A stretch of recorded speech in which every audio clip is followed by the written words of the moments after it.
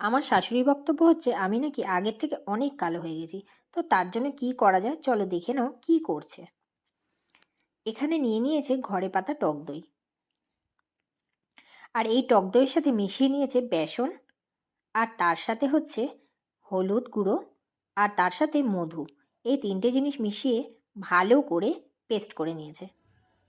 তো দেখতেই পাচ্ছ কীরকম বাটির মধ্যে সব কিছু একসাথে মিশিয়ে নিয়েছে। আর তারপর আমাকে নিয়ে গেল সেই ছাদে, বলল ছাদে গিয়ে মাখাবো, বেশ ভালো হবে। তো চলো চলে যাওয়া যাক ছাদে, ছাদে গিয়ে দেখা যাক যে কী হয়। কিন্তু ছাদে যা রোদ, আমি তো ওটাই ভাবছিলাম যে কী হবে।